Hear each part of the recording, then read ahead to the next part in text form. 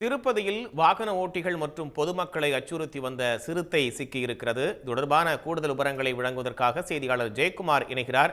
ஜெயக்குமார், இந்த சிறுத்தையை பிடிக்க என்னென்ன முயற்சிகள் எல்லாம் மேற்கொள்ளப்பட்டது? திருப்பதியில் உள்ள அலிப்பிரியிலிருந்து செல்லோப்பள்ளி செல்லும் சாலையில் வெங்கடேஸ்வரா பல்கலைக்கழகம், அரவிந்த் கண் மருத்துவமனை, அறிவியல் ஆய்வகம் உள்ளிட்ட பல்வேறு கல்வி நிறுவனங்கள் மற்றும் மருத்துவமனைகள் செயல்பட்டு வருகிறது.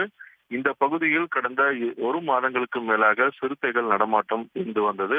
இந்நிலையில் கடந்த 2 வாரங்களுக்கு முன்பு சிறுத்தை ஒன்று அவ்வழியாக சென்ற வாகன ஓட்டியை துரத்தி சென்று தாக்க முயன்றது. இந்த சம்பவத்தை அடுத்து அந்த பகுதி முழுவதும் கண்காணிப்பு 40 இடங்களில் கண்காணிப்பு கேமராக்கள் வைக்கப்பட்டு தொடர்ந்து வனத்துறை அதிகாரிகள் ஆய்வு மேற்கொண்டு வந்தனர். இந்த நிலையில் சிறுத்தைகள் அதிகமாக உள்ள இடங்களில் 4 கூண்டுகள் வைத்து அதனை பிடிப்பதற்கான நடவடிக்கையை மேற்கொண்டு வந்தனர்.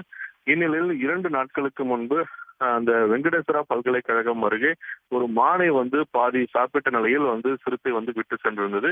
இதனை அடுத்து மீண்டும் அந்த இடத்திற்கு சிறுத்தை வருவதற்கு வாய்ப்பு இருப்பதாக கண்டறிந்த வனத்துறை அதிகாரிகள் அந்த பகுதியில் ஒரு கூண்டை அமைத்தனர். இந்நிலையில் அந்த கூண்டில் இன்று காலை சிறுத்தை ஒன்று பிடிப்பட்டது. அந்த பிடிப்பட்ட சிறுத்தையை வனப்பகுதியில் கொண்டு சென்று விடுவதற்கான பணியில் தற்போது வனத்துறை அதிகாரிகள் ஈடுபட்டுள்ளனர். மேலும் அந்த பகுதியில் 3 முதல் 4 சிறுத்தைகள் இருப்பதற்கான வாய்ப்புகள் இருப்பதாக பல்கலைக்கழக விடுதியில் உள்ள மாணவர்கள் மற்றும் பேராசிரியர்கள் அப்பகுதி மக்கள் கூறிய நிலையில் அந்த சிறுத்தையை பிடிக்க வேண்டும் என்று கோரிக்கையும் வைத்துள்ளனர். இருப்பினும் வனத்துறை அதிகாரிகள் இது குறித்து மேற்கொண்டு எவ்வாறு நடவடிக்கை எடுப்பார்கள் என்பது குறித்து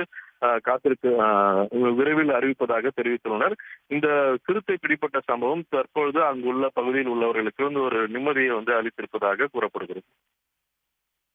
கூடுதல் தகவல்களுக்கு நன்றி ஜெயக்குமார். உடனுக்குடன் செய்திகளை தெரிந்து கொள்ள சன் நியூஸ் பெல் ஐகானை கிளிக் பண்ணுங்க.